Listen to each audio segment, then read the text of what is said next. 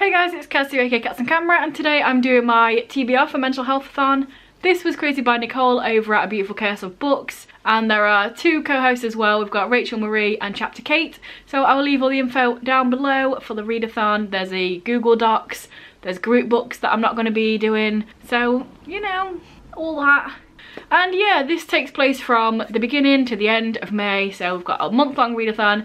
And as you can probably guess by the name of the readathon, it's all about reading books about mental health, or including characters with mental health elements. So not gonna lie, I've got a bit crazy here. I've got 13 books. I don't think I'm gonna read them all, but I feel like it's nice to have a selection to pick from. So yeah, let's just get into it. But first off, there is a bingo board with all of the prompts on it, so you can do it across, you can do it diagonal, you can do all of them. I'm just going to throw out all these books and talk about them and move away from this, but there it is, those are the prompts. Yeah. So first of all, I have The Shock of the Fall by Nathan Filler. This I'm buddy reading with Simone over at Me, Simone and I, and we actually planned this buddy read like 2 months ago, and it just so happens to be about a character who's dealing with some mental health issues, so perfect timing.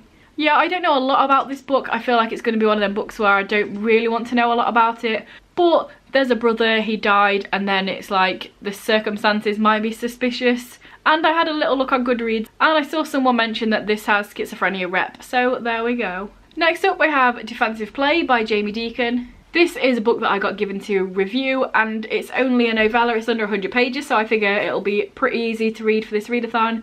And in the synopsis it mentions that the main character has social anxiety, so there we go, it fits in the anxiety spot. And it's basically a novella about a boy, and the only way he sort of interacts with people is on the football team. And then there's this whole thing about a rival football team and him liking a guy over there, but not really wanting to admit it because he doesn't want his football team to know he likes guys. Next I have We Disappear by Scott Haim, and Scott Haim, he writes about some dark topics, so I'm gonna guess that this book's gonna be really dark. And this one kind of fits in the other category because the main character is dealing with addiction. And yeah, this sounds absolutely wild and crazy. The body of a teenager is found, and then there's this guy who's dealing with addiction, and he finds this other boy trapped in a basement somewhere, and yeah, it seems like it's gonna be a ride.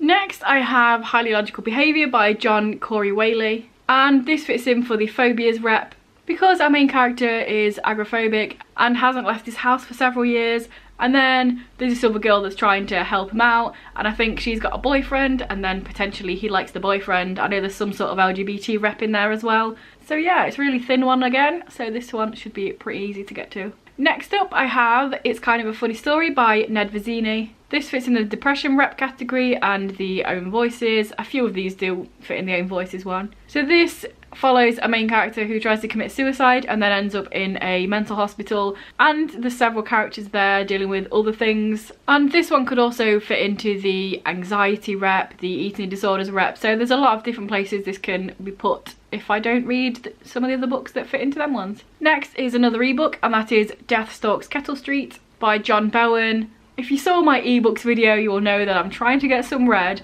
So yeah, this is a sort of murder mystery type thing, and it's got a character who has OCD, so OCD rep. We also have a character that has cerebral palsy, so disability rep as well. And yeah, this is about a character who kind of realises or figures out that these accidents that are happening are actually murders, and then, you know, murder mystery, trying to figure out what's going on. Next up I have Everything Beautiful Is Not Ruined by Danielle Young-Ullman. This one I'm not 100% sure where it fits in because on Goodreads it just is put under the category mental health, and it's about a group of characters that go on this wilderness trek, and all of them have got something that they're dealing with, but I'm not sure what. So yeah, I don't have much information on this book, but it seems like one that people like. Next I have My Madder Fatter Diary by Ray Earl. This is non-fiction. You may have heard of this because they made a TV show, My Mad Fat Diary. So yeah, this is about Ray Earl in her younger life when she was dealing with certain things. We've got sort of maybe fits in depression, eating disorders, self-harm, stuff like that. And this is written in diary form because it's just legit her diary from when she was younger. And it also has fat rep as well, if that's something that you want to read about. Next up is another non-fiction, and that is Girl Interrupted by Susanna Kaysen, but this one also fits under the personality disorder rep. And yeah, this is a memoir about Susanna's time in a psychiatric hospital. So again, another thin one, should be a really easy, quick read. Probably not easy. I mean, it's non-fiction about being in a psych ward. Next up I have Unicorns and Rainbow Poop by Sam Cadence. This one fits in the eating disorder rep. It's about this ex-boy band member who's trying to deal with his eating disorder and his body dysmorphic disorder, so I guess that fits into other as well. We also have depression rep in here because one of his friends dies and he becomes depressed. But I'm guessing that it's pretty much an uplifting story because of all this. And it's a gay romance as well. Next is the last of my Kindle books, and that is Pulling Strings by Riley Long. This book has bipolar rep. It follows a character who feels like he doesn't deserve love because of his bipolar disorder, and there's a indie rock love interest. Again, gay and hopefully uplifting. Next up I have The Glass House by Suki Fleet, and I think this one again deals with sort of depression. It's about a character who's quite confident on the outside but internally they're very down on themselves and self-destructive.